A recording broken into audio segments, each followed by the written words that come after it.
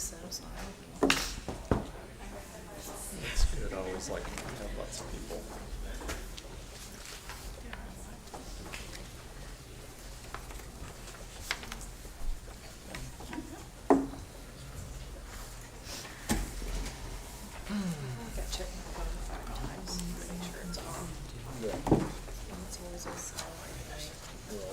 So your sister hangs out at my house.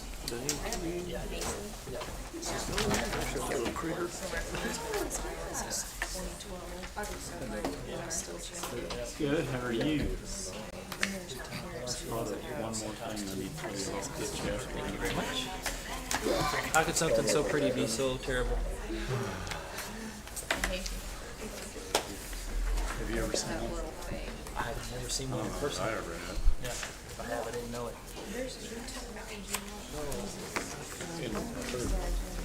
We'll do all that at 6 o'clock. We'll do it before. That's at 6. O'clock. Really? The loser bites? Yeah. Darren's moving knee further south. Really? Vice Mayor come. No, the Sirens. That's crazy.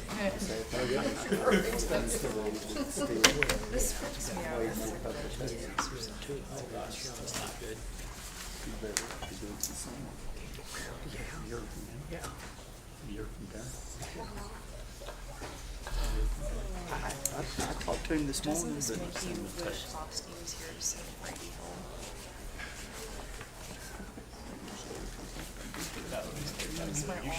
Okay. He said yes, me what time? Goodness gracious. Okay. Doesn't mess up if you won't be. Alrighty. Okay, he thought it was at 7. So Okay. So who wants to pinch hit? I should. You can. Oh, yeah.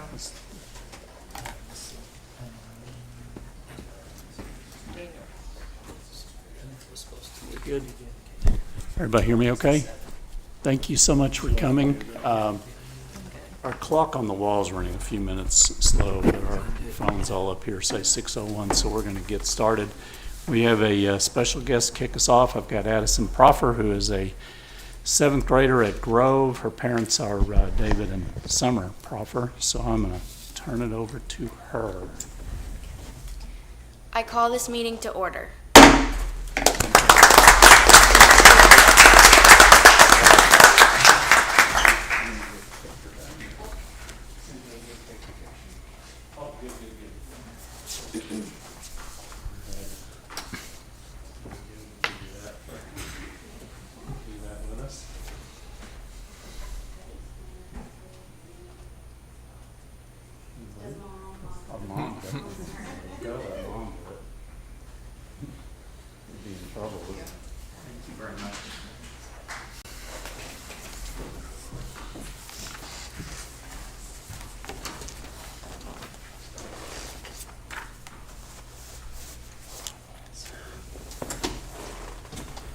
Alrighty, so we will call roll.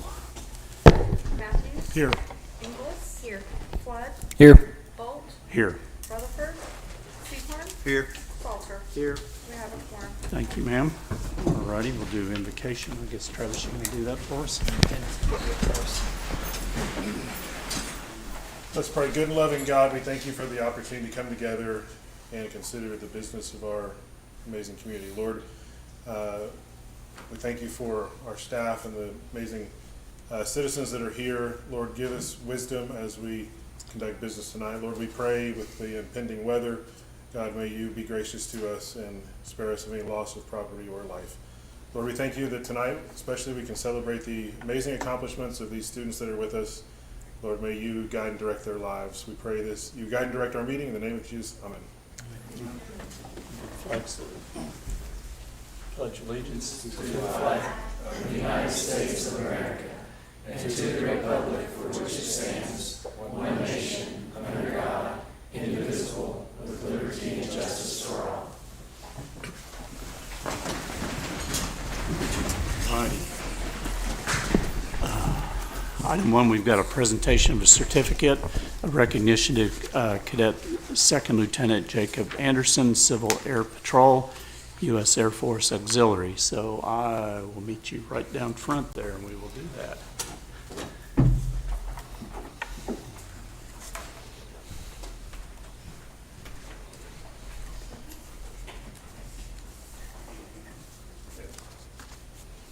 Another real neat accomplishment here by one of our folks in Shawnee, and we got a certificate of recognition on this, and you guys make sure you get where you get good pictures, that's for sure. Certificate of recognition on the second day of May 2022 to Cadet Second Lieutenant Jacob Anderson on behalf of the City of Shawnee to acknowledge his achievement of becoming a licensed private pilot.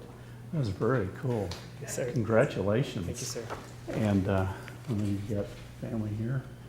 Hold that up so I get a good picture. All right, very good.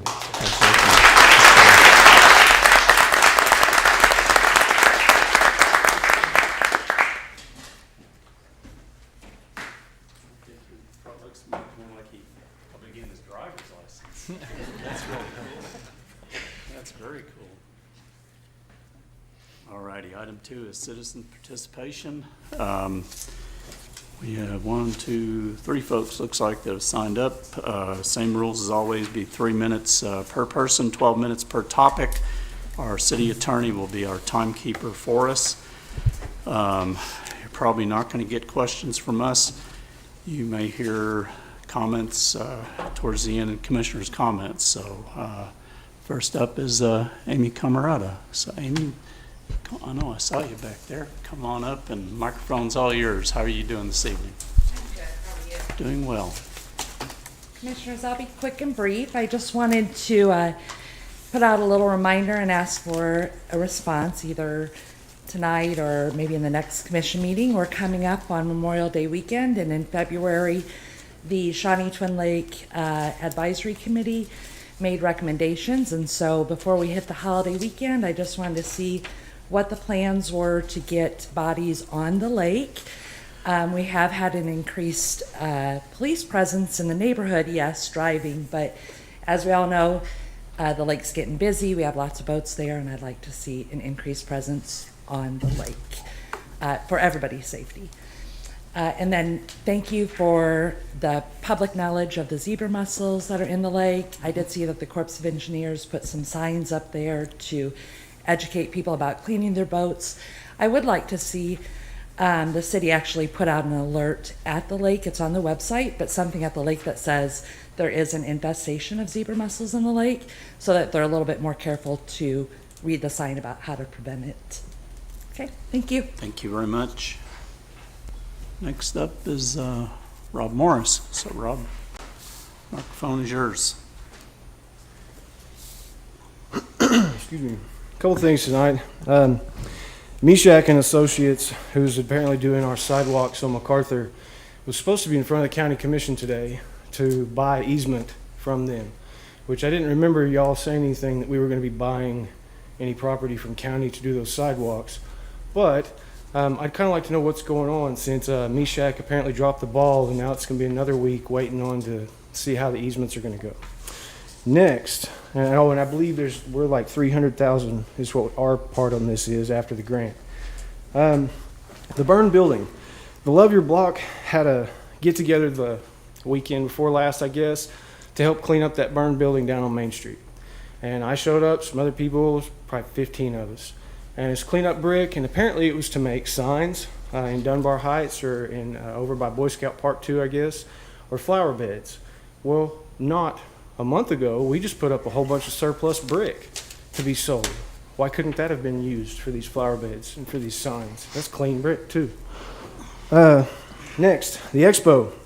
So county commissioners gave the Expo Authority, or the SCCDA, $25,000 for a 30th anniversary party. I'm curious why the city's not involved in that 30th anniversary party, or is it a false party like I thought it was? So maybe y'all can clarify that one. Number 7 on the agenda, please explain the demo and relocation process, how that's going to be used, because it kind of sounds like projects. could go in where you want to do this. Don't know that, just kind of sounds like that. Very last, season's upon us again. Please everybody check your voter registration. If you're not registered to vote, please vote. Let the games begin. All right, thank you very much. Next up looks like Donald Freeman. Mr. Freeman, how are you, sir?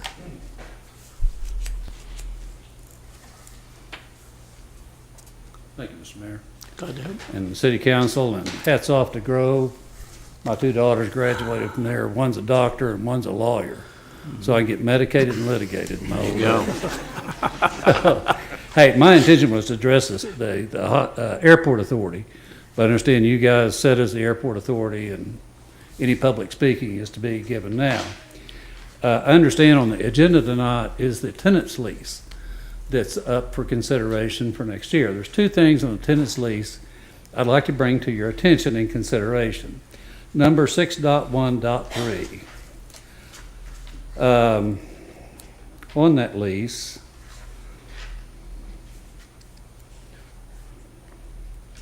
if I can find it, and you can make note of that.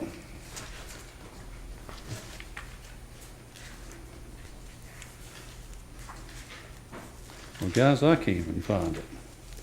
What it refers to is the, oh, here it is. Did find it.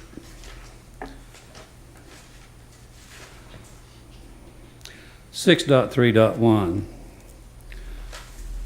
6.1.3.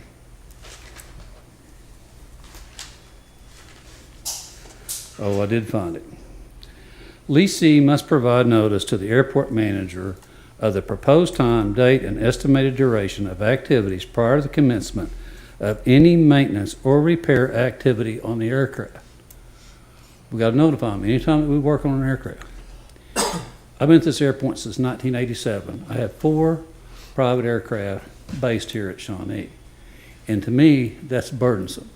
I don't know if that was the intent of this section or it just got overlooked, but every time I have an aircraft worked on, I have to notify the city manager of that, of the time, date, and estimated duration of activities prior to commencement of any maintenance or repair activity on the aircraft. So that's a question. That's 6.1.3 if y'all want to look at that further. The next is 8.4, and I'll read that. The leasee hereby indemnifies the leaseor. I indemnify the airport authority from any and all claims, demands, losses, actions, causes of action of any kind arising out of the leasee's use, occupancy, or rental of said hangar space. The indemnification covers all losses and expenses to the leaseor, all, including attorney's fees and expenses to defend litigation. Now, to me, this puts all the burden on the leasee. The airport has agents and employees that touch airplanes. There's a 3-minute time limit. I apologize. I'm up? Yep, you're up. Thank you very much. I guess I'm cut off. Keep those dots in time. All righty. Okay. Item 3, consider approval of consent agenda. Is there anything anybody'd like to take off the consent agenda? Anyone like to make a motion? Move to approve the consent agenda. Thank you, sir. I'll second. And Travis, we have a motion and a second for approval of item 3, the consent agenda. We'll call the question.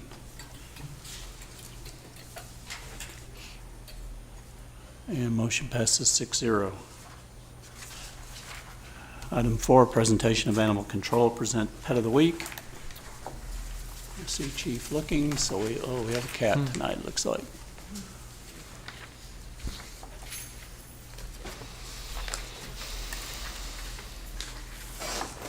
How are you guys?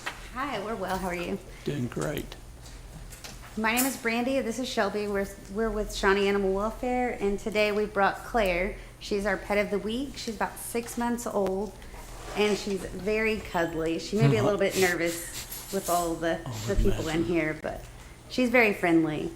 Currently at the shelter, we have 25 dogs, 6 cats. We've done 10 adoptions. 5 have went to rescue, and 6 have been reclaimed.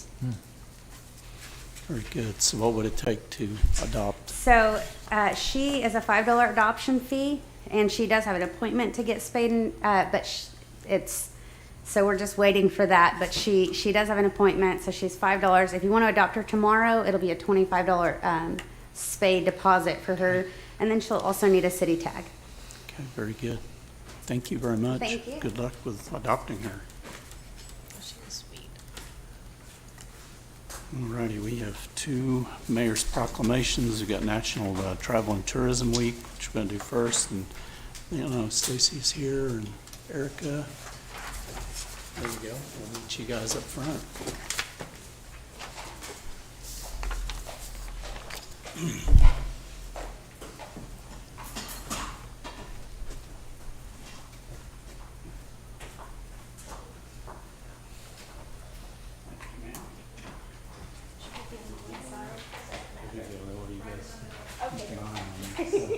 You've got National Travel and Tourism Week, whereas National Travel and Tourism Week is a time to come together to honor the value that travel brings to the economy, local businesses, communities, and our well-being.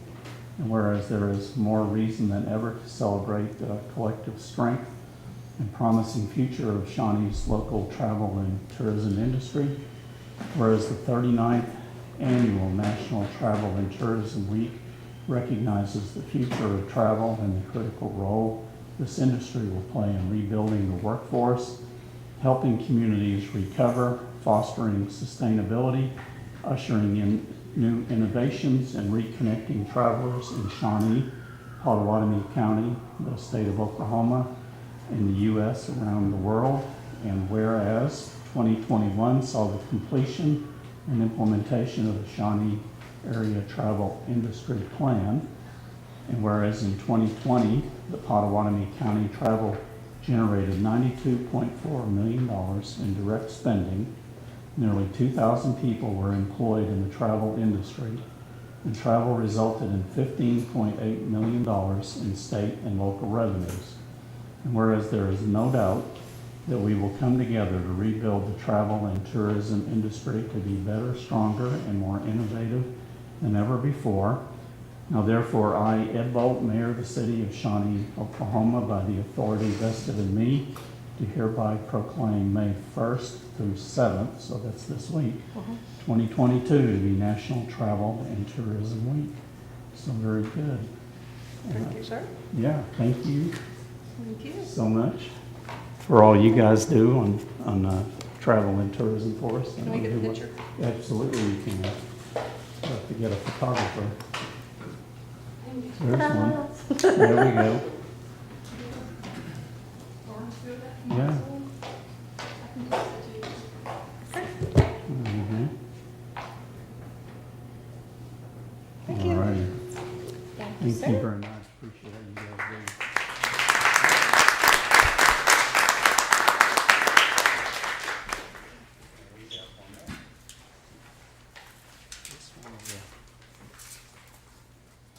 We get National Emergency Medical Services Week, which is the 15th or 21st of the month, and I think Willis Snowden is here. How are you, sir? How are you? Doing great. Put my eyeballs back on, I'll be doing a lot better. Okay. All right, again, this is the National Emergency Medical Services Week, whereas in 1974, President Gerald Ford authorized Emergency Medical Services Week to celebrate and honor the dedication of those who provide the day-to-day life-saving services of medicine's front line. Whereas it is appropriate to recognize the value and the accomplishments of emergency medical service providers by designating a Medical Services Week. And whereas the City of Shawnee is deeply appreciative of the highly skilled and efficient humanitarian services provided by REACT Emergency Medical Service, the lead agency for medical emergency situations in our community. And whereas emergency medical services have grown to fill a gap by providing important out-of-hospital care, providing preventative medicine, follow-up care, and access to telemedicine. And whereas the emergency medical services system consists of first responders, emergency medical technicians, paramedics, emergency medical dispatchers, firefighters, police officers, educators, administrators, pre-hospital nurses, emergency physicians, trained members of the public, and other out-of-hospital medical care providers. And whereas emergency medical services personnel, whether career or volunteer, engage in thousands of specialized training and continuing education to enhance their life-saving skills.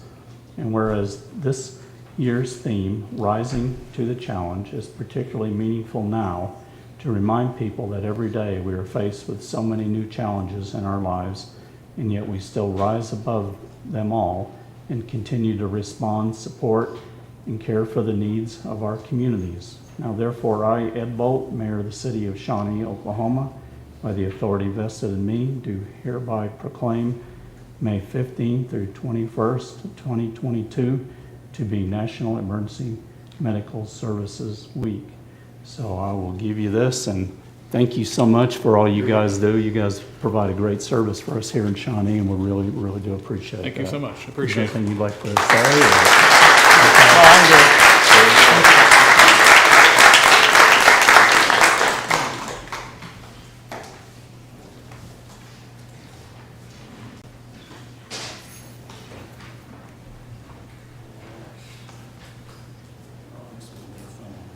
Item 6 is introduction of Sister Cities. Shawnee Sister Cities 2022 student-teacher delegations for the exchange trip to Nikko, Japan. And so, Jessica, do you two want to come down, and I think Summer, Proffer, you guys come on up and bring everybody up and give us a chance to meet them. They're super nervous.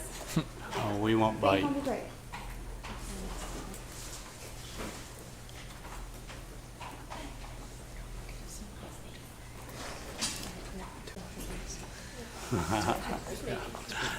Good evening.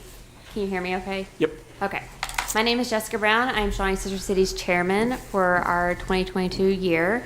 This is the third time I've been chairman, and if we would have gotten to go this summer, this would have been my fourth trip to Nikko. I love Nikko so much, but we're sad we don't get to go this summer due to COVID again, but hopefully, we're all crossing our fingers, we get to travel. This delegation will get to go with next year's delegation.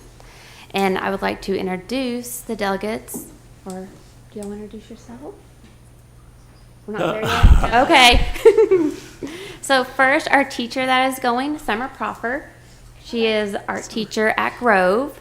We have Addison Proffer, the daughter of Summer Proffer. It's one of the first times we've had a parent and their child go together at the same time as delegates. And then we have Carly McCalson. Did I say it right? Huh? McCalson, sorry. She's from Grove as well. We have Lillian Dyer from Grove. Rosario Serena from Shawnee Middle School. We have Lila Gates from Grove. Kimberly Albers from Grove.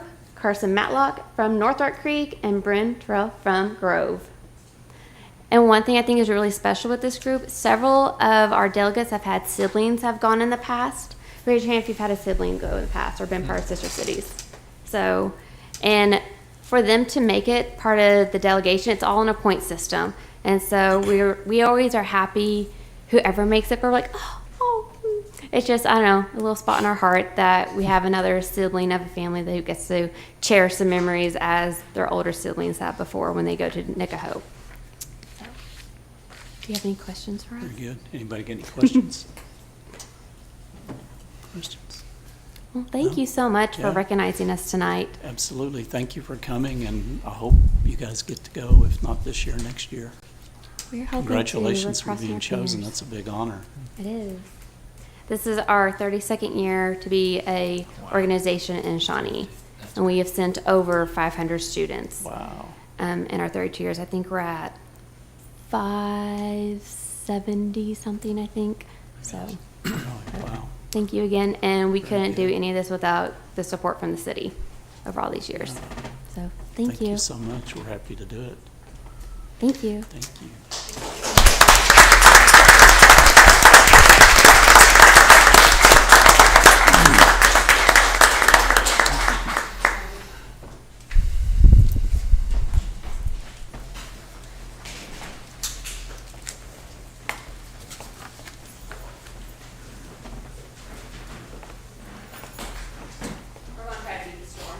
Yeah, I don't blame you. We'll let everybody clear out. It's gonna go. 20? Wow. That's crazy. Man.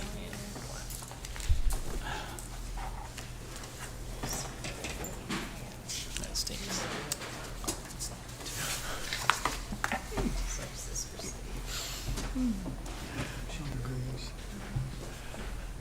Okay, we're at item 7, consideration of an anti-displacement plan for compliance with the Department of Commerce requirements of the CDBG-CV2 grant. And Mr. Harkins, how are you tonight?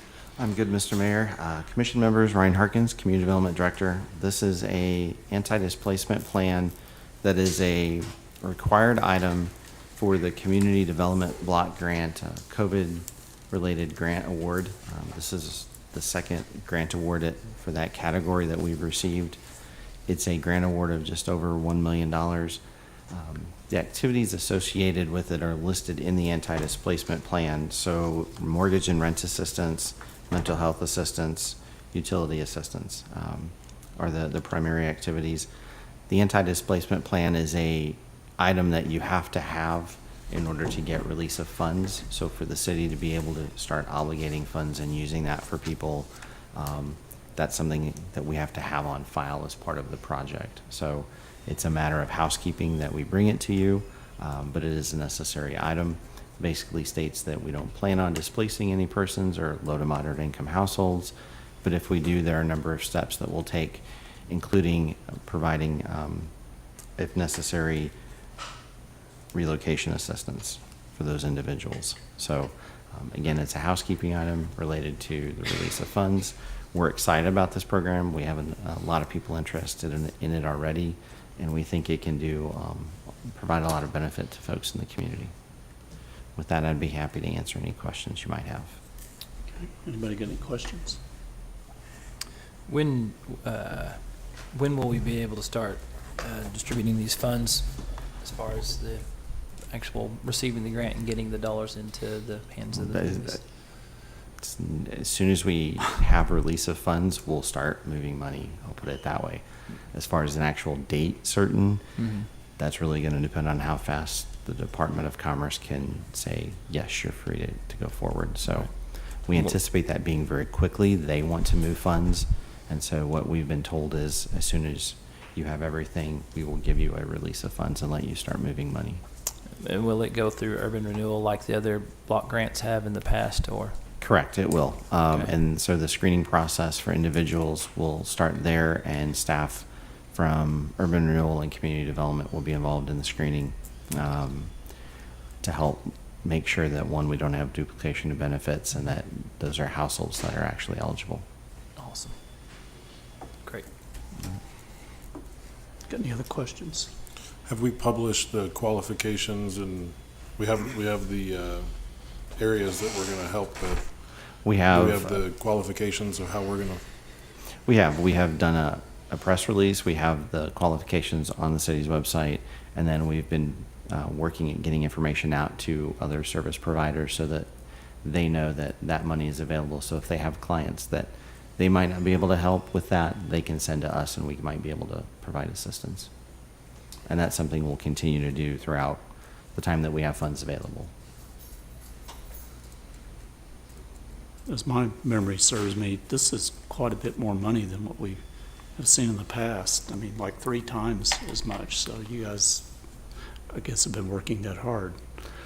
It is one of 3 COVID-related block grant, community development block grants we received. The other two are much smaller, but this is the larger one of the three. And yes, and part of that is the way it was scoped. There's a lot of mortgage and rent and utility assistance in this grant, and so those are big activities. And so we hope to be able to help a lot of low to moderate income households in the community with that. We've already received a number of phone calls and meetings about it with individuals, so we're excited about the chance to help.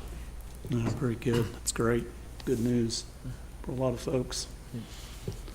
All right, thank you. Anybody, anything else? Good. Nope. Guess we're good. So we didn't have a motion. I will move that we approve item 7. Okay. I'll second. Travis and Cammie. Okay, we have motion and a second on approval of item 7. We'll call the question. Motion passes 6-0. Item 8, we'll consider bids. 504 South Kickapoo Street, Shawnee, Oklahoma. We're going to award the bid. And Mr. Barkheimer, how are you, sir? Pretty good. How are you? Doing great. Mr. Mayor, Commissioners, I'll be brief. I think the memo covers most of the relevant information here. You might recall from last meeting, we received one bid for 504 South Kickapoo. It was from South Central Industries for $18,500.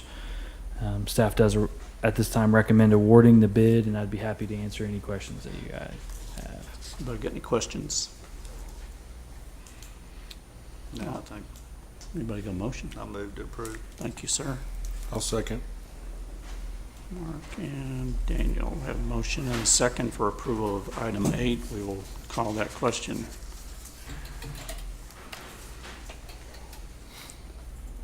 Motion passes 6-0.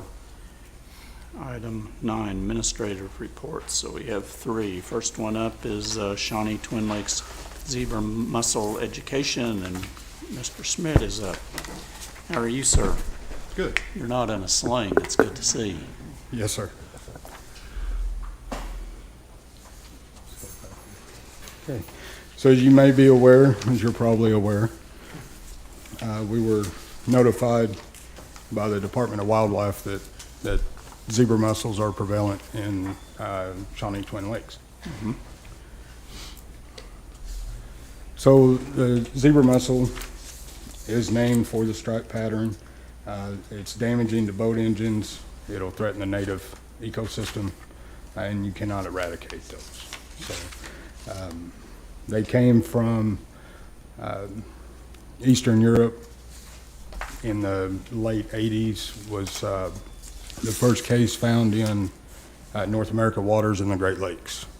And since then, you can track the steady migration to the south along the Mississippi River and then to the west as well. There's over 24 lakes in Oklahoma that have the same issue that we have. Some of those are Lake Hefner, Lake Eufaula, Greenleaf, Texoma, and several of our rivers also have them. So the impacts are that they will damage your boats, engines. They'll attach to every portion of your boat or trailer that enters the water. So to combat that, when you pull your boat out of the water, you want to drain everything and wash everything with at least 140-degree water. Do not return them to the water. They will live for between 5 and 7 days outside of the water. So you don't obviously want to put them back in, but you can scrape them off and dispose of them in a receptacle. One of the safety hazards that's mentioned on the slide is the broken shells. So as you're in the swim areas of these lakes, you want to keep a close eye and most likely wear some sort of foot protection, swimmer's shoe to swim, so you do not end up with lacerations on your feet. So again, to combat this, since they cannot be eradicated, you want to try to slow the spread, and that takes everyone that puts a boat or any sort of watercraft into the water for them to do their due diligence and clean thoroughly trailer, vehicle, boat, Sea-Doos, jet skis, everything. So, again, on the slide, you can see there's several different areas that they will attach to as you go in. Boat props seem to be a favorite spot. Would also advise you to check the inside of your tires and wheels. 'Cause that's not visible on the standing looking at the boat. You'll need to get under and make sure you clean up the underneath of the trailer as well.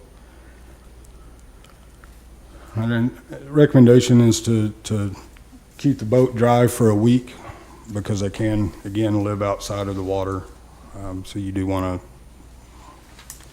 to ensure that they're not living and that you reintroduce them or introduce them into a body of water that does not have these yet.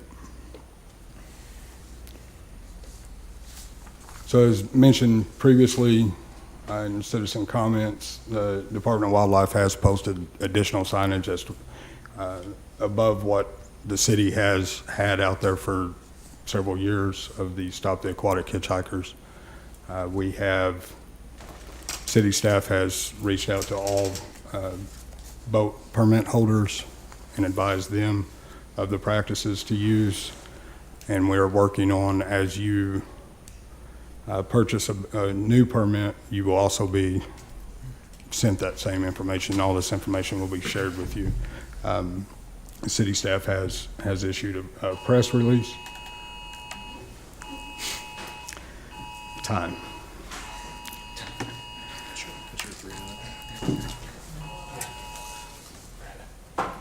3 minutes. 3 minutes. 3 minutes. So an issue with these zebra mussels is they can affect your drinking water supply. The good news on that front, if there is, for the city of Shawnee is we do regular maintenance on our intakes. We inspect them twice a year at a minimum. We have capability to monitor our valves and our flow at the plant, so we can acknowledge, or we can discover an issue before it gets all the way to the plant, to the system, and address on the raw water side of that. And we'll monitor that even closer as we move on.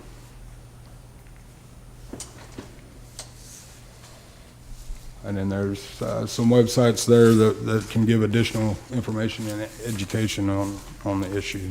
So,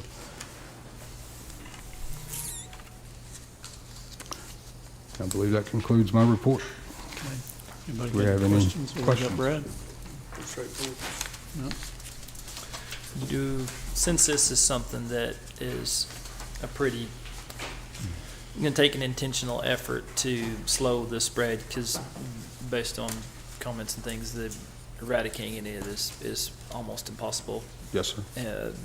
Would there be the ability to, on our website, possibly put a kind of like a pop-up or something that's easily accessible for this, so that if somebody quickly wants to, if they're looking at the water or boating activities or leasing, et cetera, that it would be, in your face, hard to miss type of thing? Because I know if you're from out of town and you don't know this, and you just get on there and go, oh, okay, cool, this is what time they open, what time they close, let's go, play on the water. If something like that doesn't jump out, you might miss it. So. Yes, sir. I know we are in the process of getting that placed on the permit portion, the Rec 1. I'm sure we can do that on the have that placed on the city website as well, main website. Anybody got anything else? Spoken with the city manager when we first found out about this, about signage and stuff that we put up. Do we have plans for additional signage other than what Department of Wildlife has put up? Yes, sir. We do have small stop aquatic hitchhiker signage. Our goal is to also have, as you're pulling out of after you have loaded or before you unload your boat, if you're looking straight ahead, you will have another reminder of everything all the information that is on the signs that's there currently. Do we have an ETA on that install? 2 to 3 weeks. Thank you. Was made aware of a new kind of system that some of the other communities were using that seemed to be working well, and it involves, I know this sounds crazy, but it involves magnets and water tower systems. And I'll send you some of the information that I got on that, because it's a really cheap solution that seems to be working okay. And some of the communities are seeing some hope with that. The water resource engineer shared the information with me recently, like yesterday.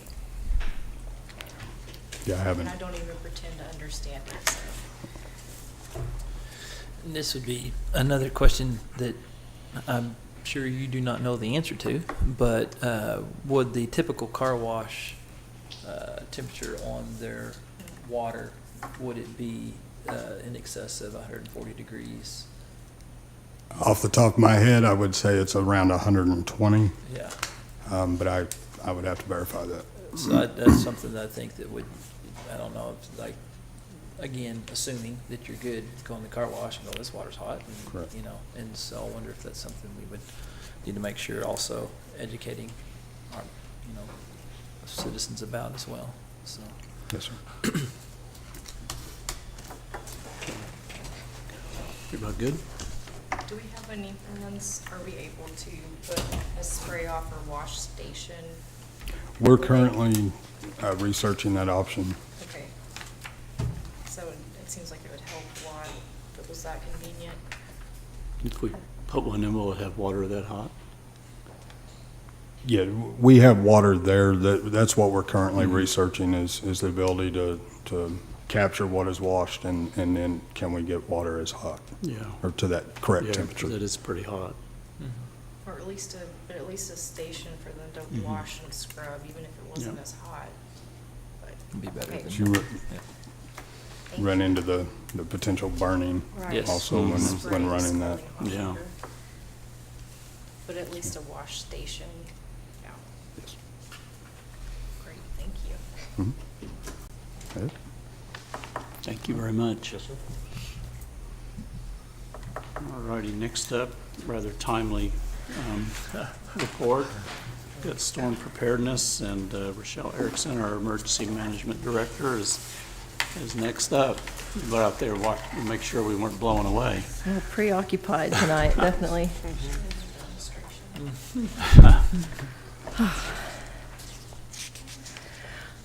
All right, the clicker. All right, as introduced, thank you, Mr. Mayor and Commissioners. I am Rochelle Erickson, the City of Shawnee's Emergency Management Director. And tonight I wanted to share some information to help the citizens of Shawnee better understand our sirens, the warning zones, severe weather tips, and other frequently asked questions. Topics I'll be covering are the outdoor warning system, storm shelters, and severe weather safety tips. With spring severe weather season here, I want to remind the public that outdoor warning systems are just one way to warn the public of approaching or existing hazardous conditions. These photos here are EF4 tornado and damage that occurred in the Steelman Estates Mobile Home Park, which is located just northeast of the Shawnee Twin Lakes. The damage was produced by the violent Lake Thunderbird Shawnee tornado, and the damage at this location was rated EF4. 2 people were killed and 10 were injured. The outdoor warning system consists of sirens designed to alert citizens of approaching and existing hazardous conditions, which may require immediate protective actions to save lives and reduce injuries.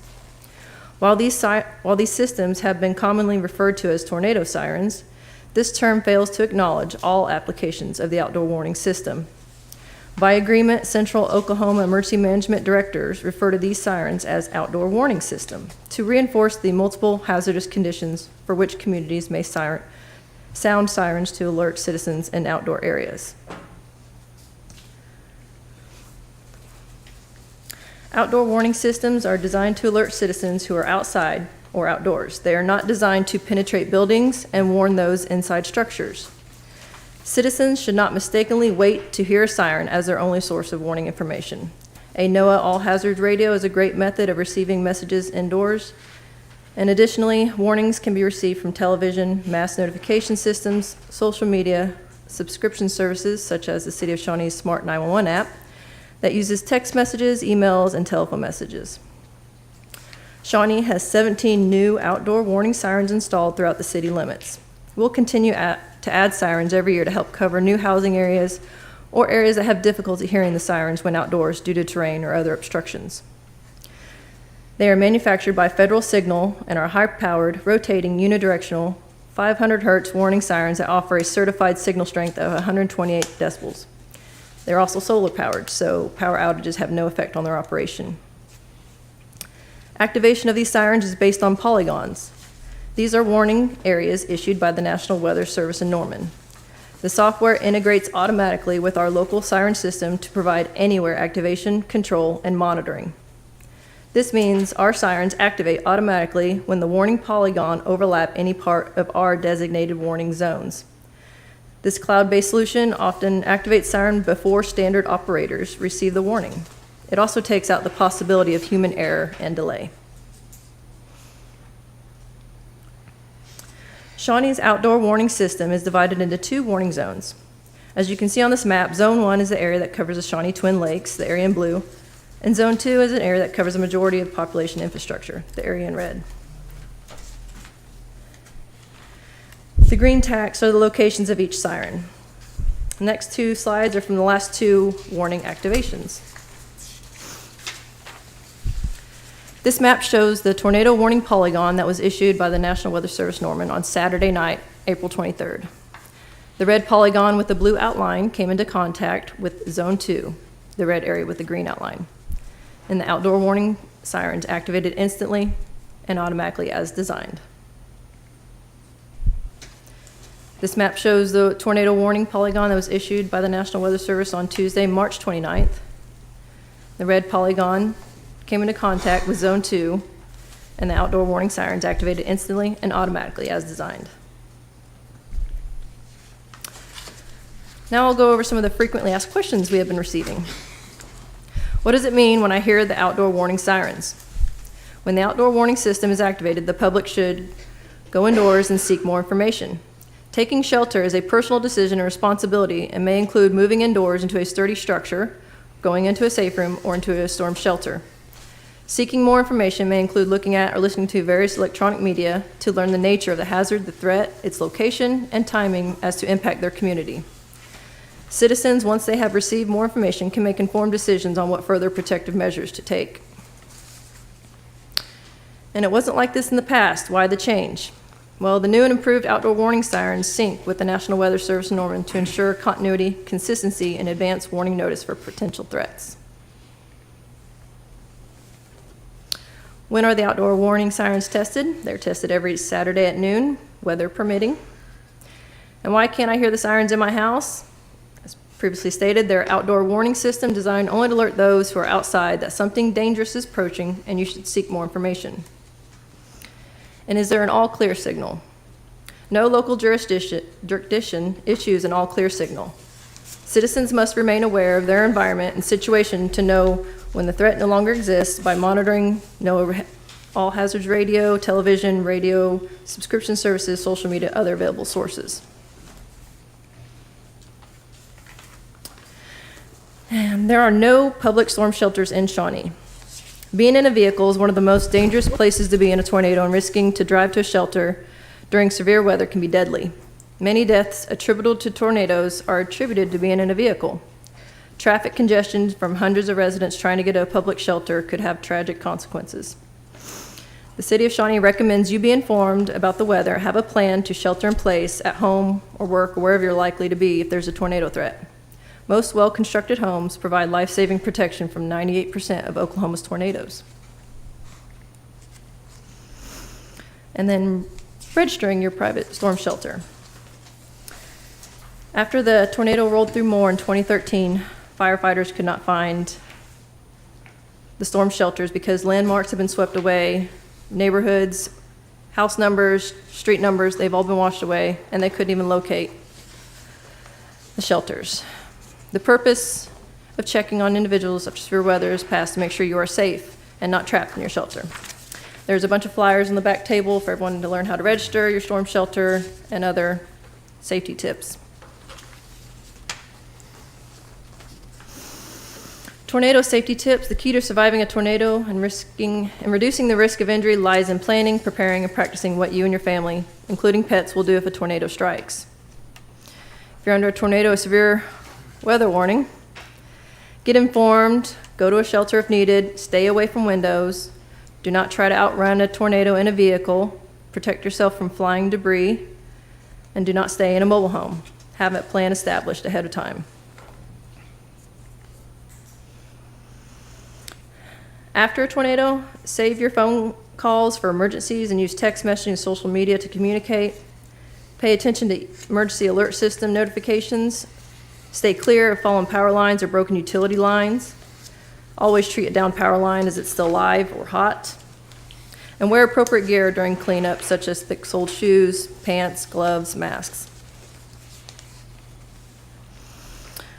And the Smart 911 app the city of Shawnee uses, if you haven't downloaded it, there is a QR code out on the table there. You can get registered, sign up for it, and you can enter. If your family has any disabilities or need help getting out of the shelter, you can log that in there as well. I would like to say thank you, and does anyone have any questions? I got questions. Everybody good? Thank you very much. Thank you. Okay, last one, item C is Santa Fe Depot Visioning, Mr. Harkins. Thank you, Mr. Mayor, Turn it. members. See if we can get this to work.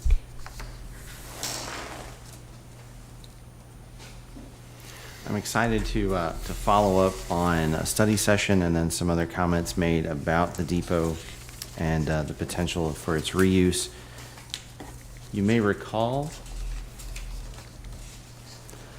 on December 6th, you had a study session that walked through a number of topics with the depot, its history, the current ownership, and the fact the city owns the property, its use, the envelope study that Gh2 Architects did, and some of the details associated with that, as well as what some of the needs are at the present point in time, but also what other communities have done, how other depots have been rehabbed, as well as what could be done and what could happen. You may recall that study looked at, that was presented in the study session, the Gh2 Architectural Study looked at the envelope and the roof in particular, as well as that had a quick narrative on the history and the current floor plan of the building.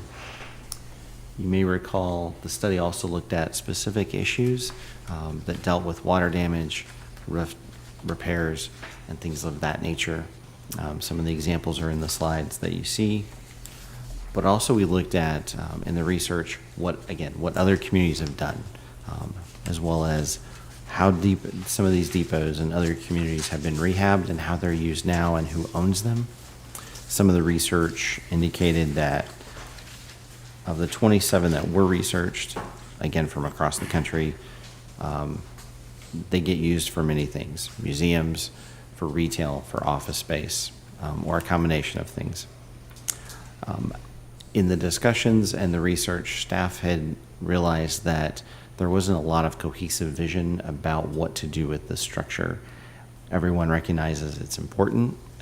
Everyone recognizes it has a lot of intrinsic value and can be a great community asset once again, but there's no plan. So with that said, community development staff were tasked with coming up with a visioning process, and that was first mentioned on January 18th, 2022.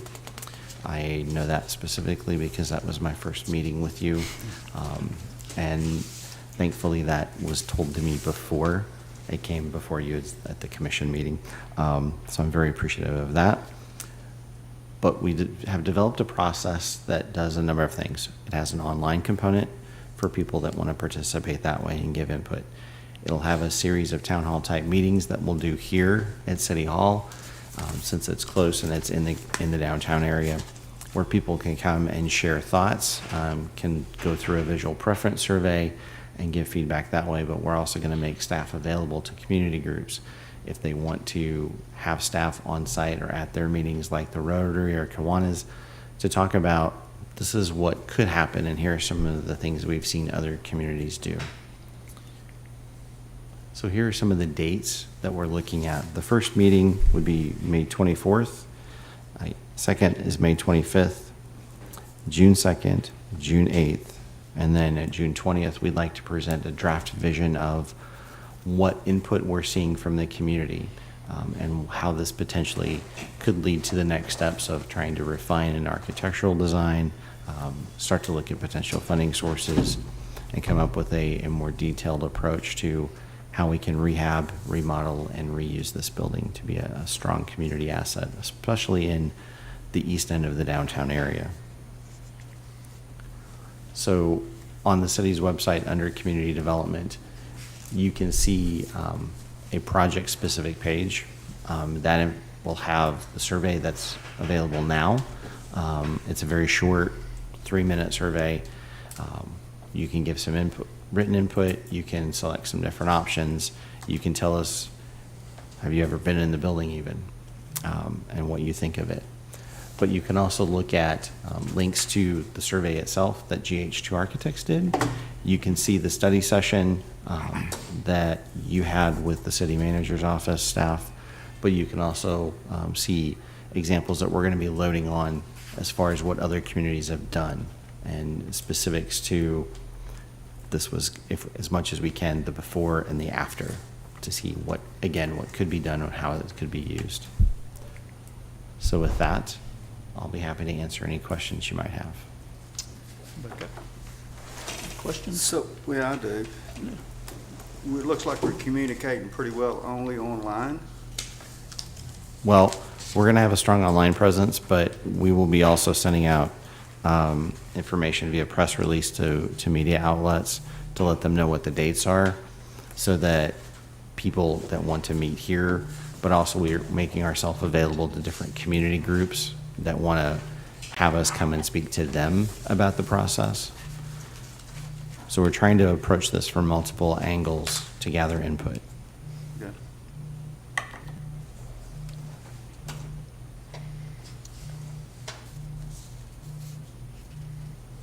Anybody got any other questions? Will you be conducting the meetings, the planning department? Planning and community development staff will be leading the meetings. And those will be in person. They won't be strictly online or. No, those will be in-person meetings. Okay. We actually have not set up an online meeting component. If we see that's something we need to do, we can pivot and make that move. But right now, all the meetings we're proposing are online here in the commission chambers. Okay.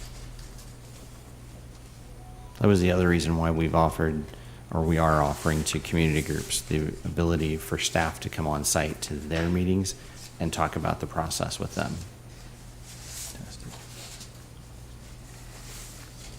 When will you start letting the public know about the meetings or posting? I realize this is public. The press release will get crafted tomorrow and get reviewed, and then we'll get it out this week. We'll start posting social media reports about it. And then as we see different other inputs or desires for additional information, we'll kick that out accordingly. I'm sure you have your reasons, and I'm welcome you to share them. Would we be smart to consider maybe the June 8th meeting after work hours? We have the first one that's after work hours. But we can. Perhaps we generate some momentum from the first three and then make the last one. And we can certainly add more too. Okay. So if we need to do a second one, for example, on June 8th in the evening, we can certainly do that. It just seems like it could be an item that has a lot of people interested in because of its history here in the community. Mm-hmm. So to me, adding more after typical work hours might get more action.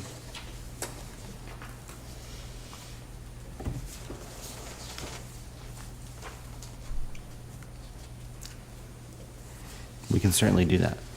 It's a great suggestion.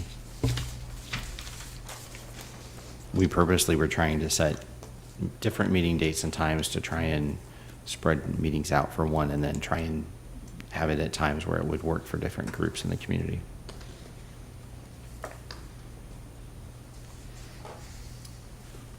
Anybody got anything else? All right. Benny, you good? Good. Thank you. All right, thank you, Ryan. All righty, moves to item 10, new business. No new business, Mr. Ray. Thank you, ma'am. All righty, commissioners' comments. Benny, you want to start down your end? Well, I appreciate all of the updates on the depot and the Mussels, and a lot of questions in my mind on removing Mussels from the boats. But that's going to be another meeting probably to talk about. And congratulations to all the students, even though they're not going to get to go this year, but they were selected. And that's, I did not realize that over 500 students have gone. Yeah, pushing 600, sounded like. Yeah. Yeah. And so, okay, I think that's it. Yeah. Thank you, sir. Probably the only thing I got, other than what Benny talked about, and probably more so for Bonnie, I guess about a year ago,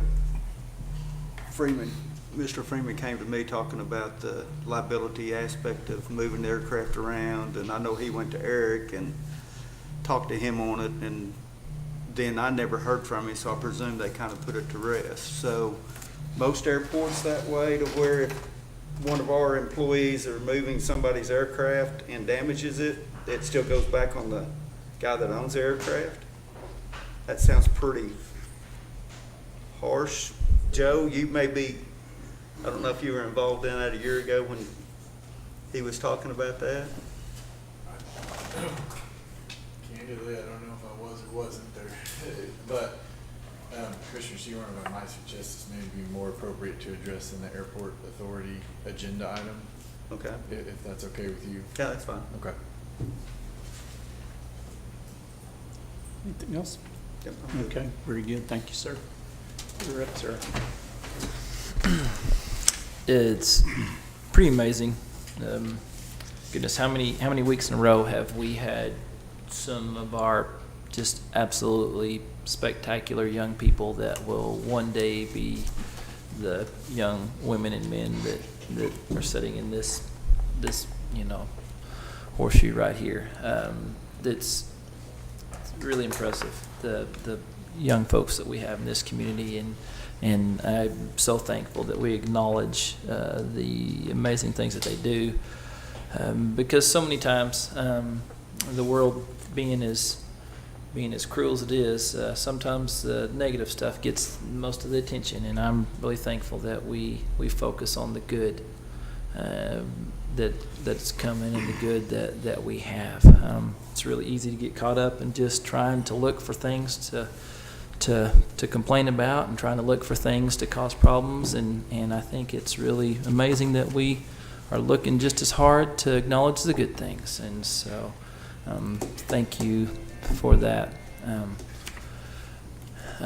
The 911, Smart 911, which is going off on my phone and I think everybody else's, is pretty amazing. If you don't have it, get it, because not only does it alert you of everything possible, it also shows you where you're at in relation to that. Sometimes those alerts say that it's in Pot County and you see it and you're thinking, goodness gracious, that's a big old area, where in the world might that be? But it actually has the "you are here" dot and shows the path of what is expected, so helps you be more prepared and understand what's happening. So I actually really think that it's a very, very useful tool, and recommend everybody getting it.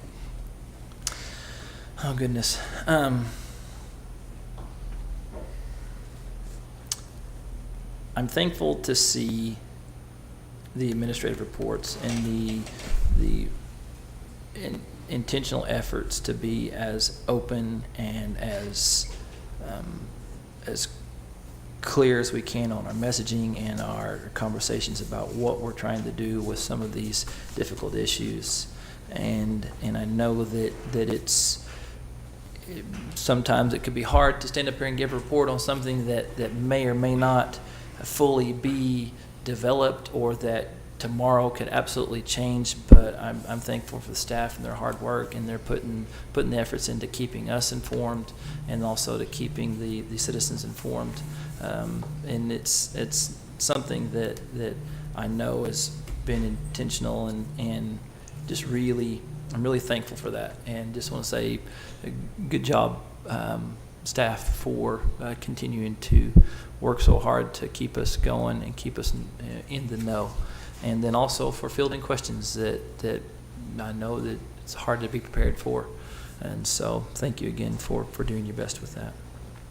And always just thank you for being amazing, and appreciate you, and wish you all the best. I think the other commissioners covered a lot of great things. Thank you for all the students for coming tonight.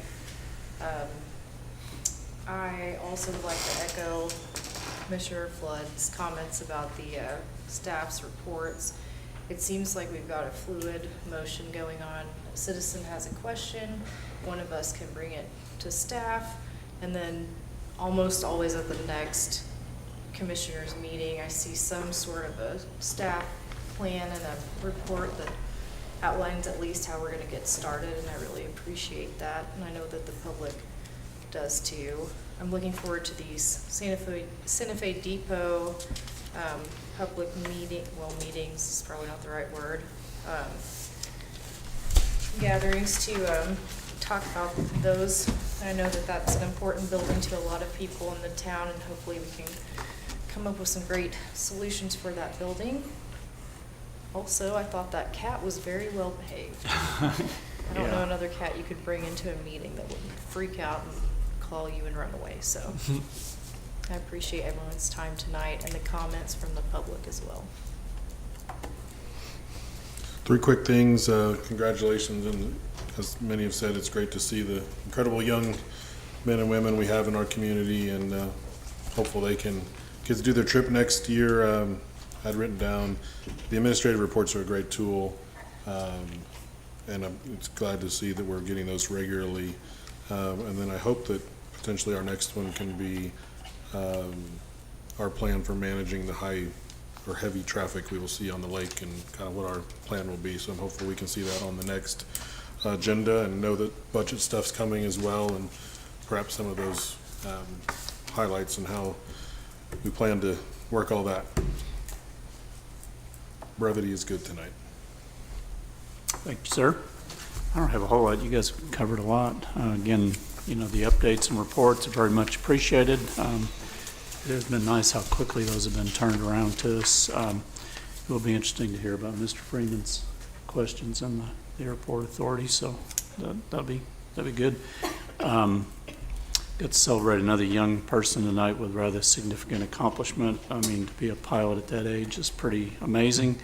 And just kind of update on one that we did not too long ago, the robotics team we had in here from Gordon Cooper. They won the Engineering Inspiration Award down in Houston, and a world level competition. So good things continue to happen here with folks in Shawnee. So anyway, that's probably all I have got. We will adjourn and go to the airport authority then.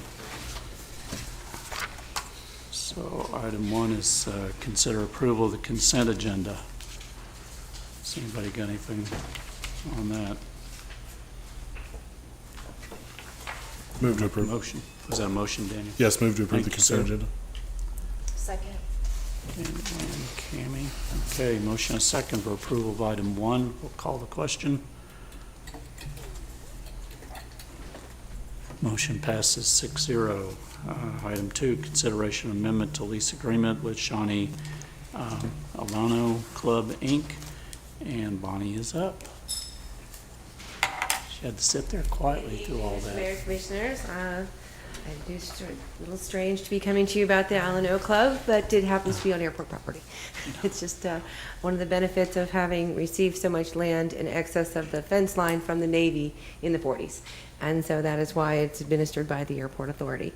This is fairly standard lease amendment, exercising the opportunity to renew their lease.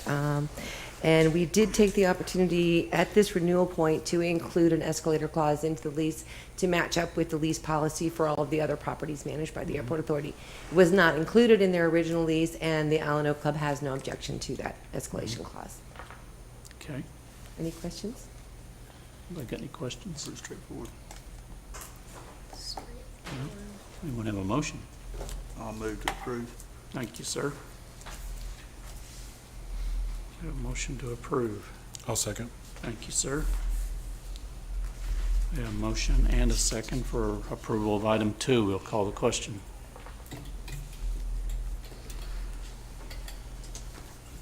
Motion passes 6-0.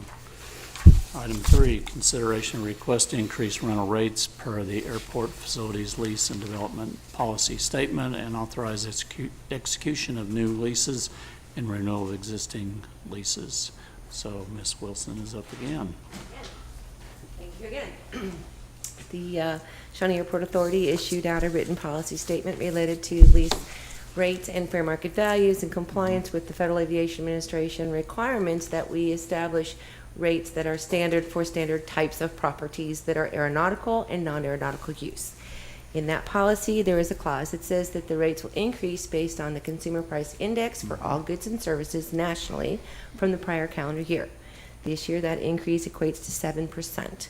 And so the advisory board and staff are recommending that we implement the policy as written and increase those rates accordingly. Very good. Anybody got any questions? At 8-4, yeah. Well, 6.1.3 was the first one Mr. Freeman mentioned with regard to notice of maintenance on the aircraft. And from a legal standpoint, I don't know that there's anything troubling about that. I think it's just a practical application for airport management, so that's probably better addressed by Ms. Wilson. Again, it's in compliance with the FAA's hangar policy. We are required to have airworthy aircraft housed in our hangar spaces. The FAA even recognizes that occasionally you must do a certain amount of maintenance, major or minor, to your aircraft. And so we do ask our tenants to keep us up to date on their planned maintenance. We have a procedure written into our minimum standards that if the maintenance is under 60 days, there's no specific requirement for approval. But if you have a major catastrophic type event, you lose an engine, perhaps you have to have a wing put back on, we do have a procedure for extending that time frame so that we can report back to the FAA that the aircraft that are stored in our hangar spaces are in fact airworthy, but occasionally need a little extra care. Yeah. And like I say, that notice is not a big thing. I think that probably is should be done, but 8.4? yeah. Okay. That's, I mean, the way I understand it was we charge them to move their aircraft in and out of the hangar, I presume? That is not correct, sir. That is not correct. So we're not charging them to do That's, that. we are not. So, and I would clear, just so I understand the hypothetical, and I understand there's practical application, but what you're saying is if we, as the city staff or airport staff, move their or aircraft. handling their aircraft. Right. And I presume we do or don't. We do on occasion at the request of a tenant assist them with moving their aircraft. Yes, sir, we do. So if one of our people don't hook up right and damage something, that's on the owner of the aircraft. We do have the provision in the lease language that says that they must waive all liability. That does not mean that we would not address it if we are at fault or if it's a cause of the staff or a piece of our equipment malfunctioning. It does say that we basically have the option to respond to it. I can explain further as to why it's included if you'd like. I think When we revised our lease language, we worked with the attorneys and also our underwriters for insurance. Yes, sir, your question earlier, is this standard across airports? And the answer is. Mr. Benson did ask me to research the issue. I was able to find him about a dozen airport leases that have the same language. We do carry hangar keepers insurance. We do carry general liability insurance. And so it really what it does is allow us to say that if we are directly involved as the staff of the airport, and there's an incident or an accident that we can take responsibility for, we will. But at the same time, we are not always in control of those aircraft. We are not always in control of, say, for instance, shared or group hangar space. And so we cannot offer a blanket acceptance of any kind of concerns presented by a tenant. So basically what you're saying is if we damage it, then by case, we'd look at it. That's correct, sir. We absolutely would take responsibility for anything that So, we did that. Then the legal aspect of it. Well, this indemnification is drafted to specifically address tenant activity behavior. So if a tenant were to cause damage or a tenant were to create a situation by operation of their hangar, whether that be the injury of a guest or damage to their property or some other intentional act that would be more heinous than some sort of just simple negligence, they have to hold the city harmless, because inevitably in these situations, Commissioner, the deep pocket also gets thrown in the mix if a lawsuit is filed. And so this is simply a mechanism by which our insurance can go back and subrogate against any policies that they may have for their, and again, not bad acts, but negligent acts that may occur. So have you had a conversation with Andy before about this? Mr. Freeman did ask me about it 2 years ago, and then he asked for an amendment to his lease, which he discussed with Mr. Benson. Because I know he talked to Eric and wanted that stricken out of the lease, but I presume it didn't get done. But I wonder if it was explained to him. I did not explain it to So- Mr. Freeman. I couldn't speak beyond that. Okay. I was not involved in the conversation with Mr. Benson, so I can just only like I offer think you. that, you know, that conversation probably came with Eric, would be my guess. So none of us really know what the conversation was. I can only iterate But that Mr. Benson asked for samples of similar lease language, which were readily available, which I did provide to him prior to that meeting. You know, the concern I had, you know, we damage it and we walk away and go, no, it's not our fault. We're not, yeah, we're saying we're gonna fix it. If we did it, then we're gonna help him. We have coverage that covers the negligence of Okay. airport staff. Is it accurate, and I think it would apply here, we can't cure negligence with just a waiver of liability, general liability?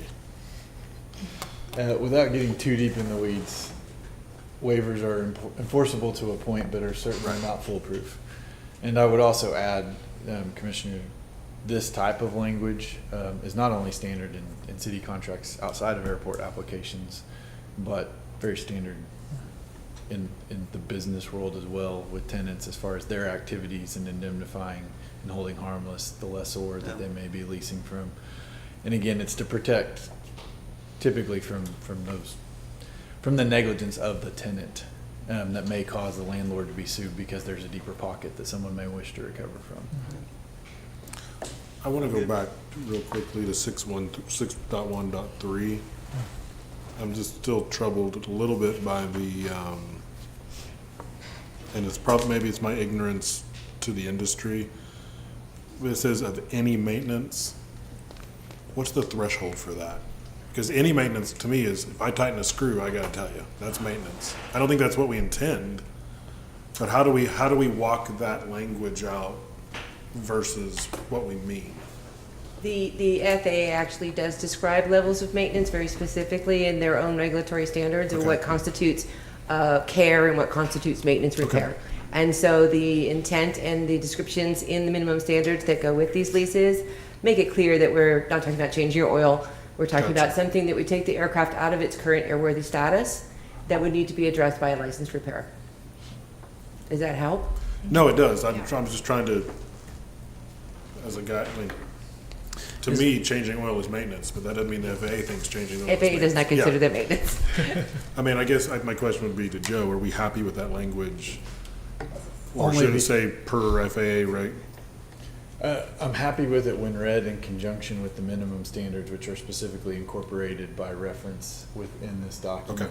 And the minimum standards make it very clear and do specifically cite to the FAA reg, if I'm not mistaken. Perfect.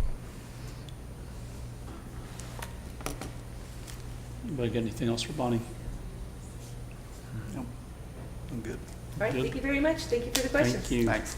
Okay, item 3, so we need a motion on item 3. I'll move to approve. Thank you, sir. I'll second.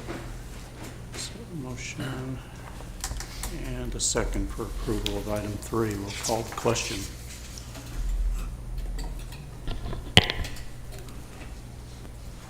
Motion passes 6-0. Item 4 is consideration of budget amendment for Fund 511, Shawnee Airport Authority. Jacob, how are you tonight, sir? Doing well, thank you. Mr. Mayor, Commissioners, this is a budget amendment to appropriate funds for the airport expenditures. The airport's been having a good year, increased air traffic numbers, and with this, we've had a significant increase in fuel sales, which is good. We'd like to utilize the increase in fuel revenue and other small revenue to support some of the expenditures at the airport. They're listed in the memo. If you have any questions, I'd be happy to answer. Anybody got any questions? I do, I'm sorry. Here. That's all right.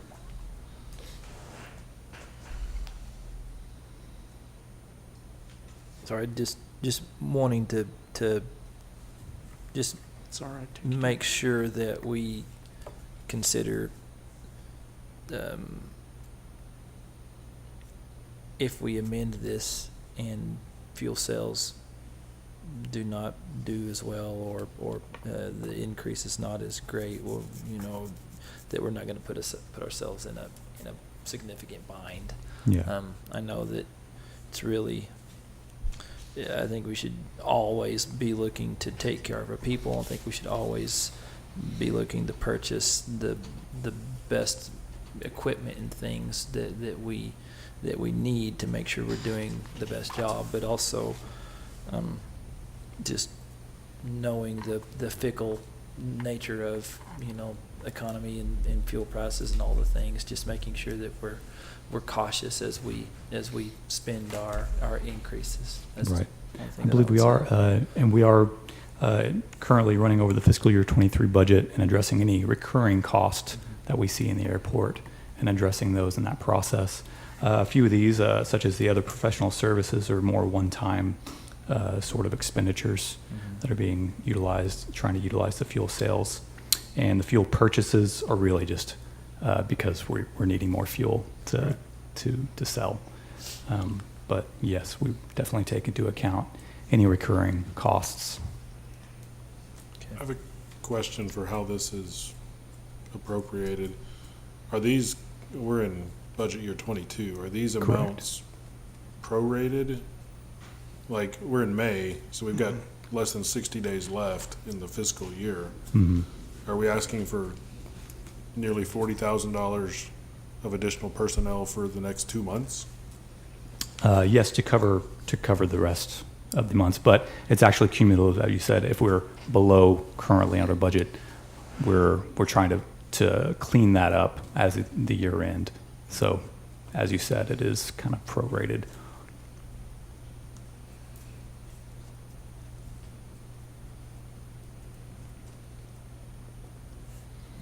Or Help me if it's prorated and it's $40,000. Maybe I'm using the wrong You're not language there. You're not telling me it's going to be a $500,000. This will, increase yeah, this will for next clear year. up the full amount. Okay. Okay, that's what I Yeah, I wanted to hear. apologize. So, to go back to Commissioner Flood's question, we already received the additional revenue, so we are not projecting, we actually already have it in hand. We had to move a few things around prior to this budget amendment, and so we're filling all of the appropriate buckets the way they need to be in order to finish out the fiscal year, and I hope that makes more No, sense. that makes perfect sense. Okay. Okay, yes. Any other questions? Okay. Anyone want to make a motion? I'll move we approve. There's a motion for approval. Mm-hmm. Okay, so we have a motion. Do we have a second? I'll second. Thank you, sir. All right, we have a motion and a second for approval of item 4. We'll call the question.